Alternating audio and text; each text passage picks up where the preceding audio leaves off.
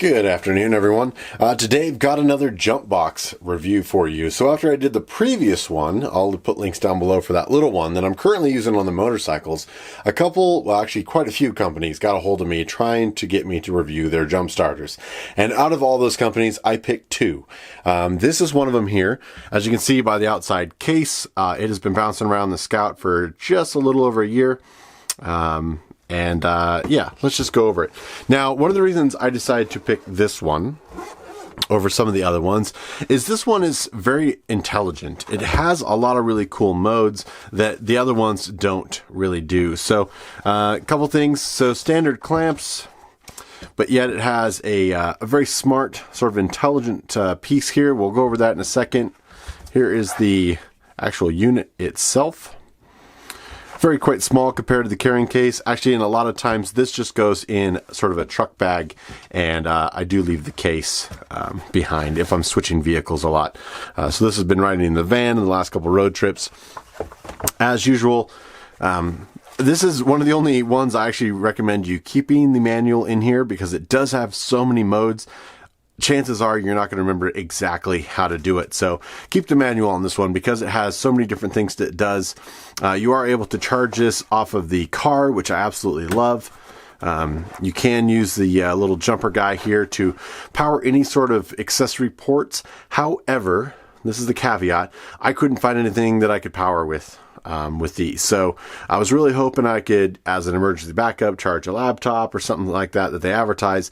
I don't really have much that these pins will fit. I could probably find the barrel connectors and just use their cord, and but it does have that capability. So if you've got a different laptop, it very well may work for you.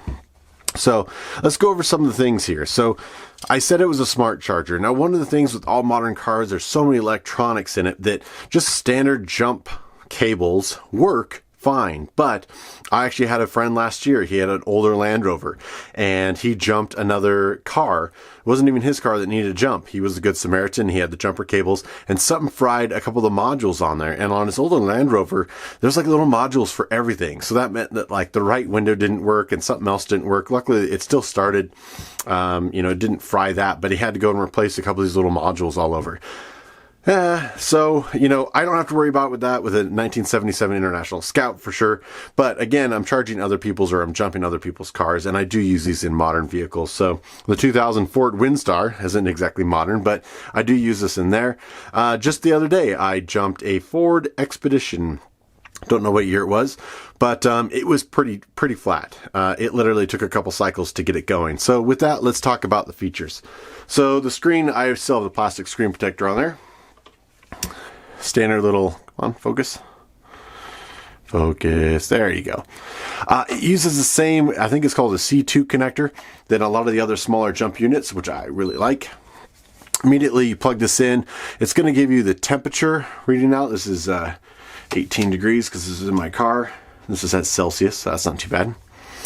And then what you're actually going to do is after you apply these clamps is you're going to hit this little button on the side.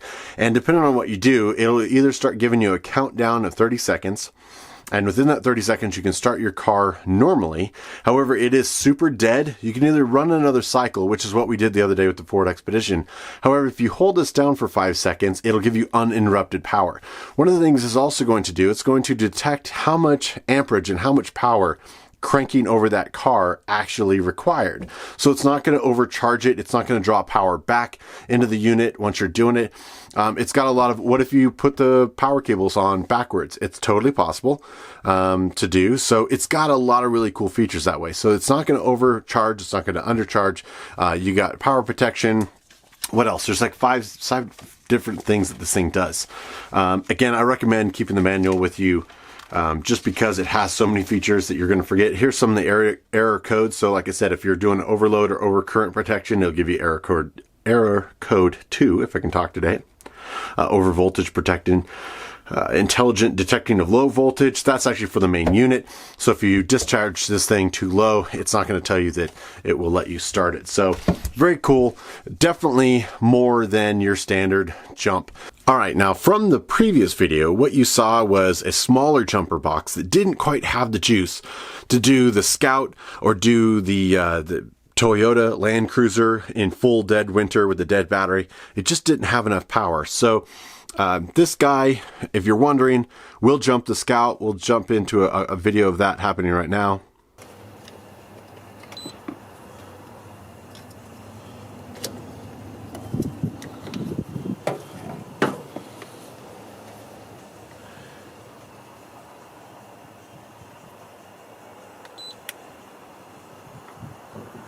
30 seconds.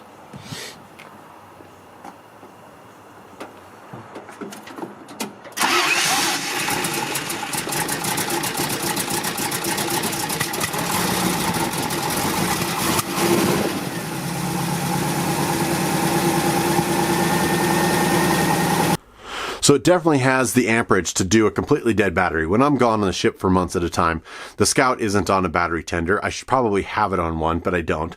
And so when I get home, I always have to jump the Scout. It just has that much of a voltage draw while I'm gone that I need it. And with the carburetor on there, you know, it's a little cold-blooded sometimes. So on the side here, here's your output. So that's your barrel plugs if you want to actually charge a laptop or something off those tips, if you can get it to work. It does have a USB out, so you can either run 2.1 or 1 amp. So that's going to charge all your modern tablets and stuff. Some of the new ones may use 3 amp, but that'll get you pretty much down the road. So if you need to call for help or AAA and your phone's dead, this guy will handle that. There's the spot where you plug in the jumpers. Coming over the other side here, you've got 2 different inputs. So you do get a wall charger, you saw the DC car charger, and then you can actually charge it by USB, which I think is very cool. On the bottom here, a little bit different LED die. I'll put in some photos here of what it looks like at night, but very bright.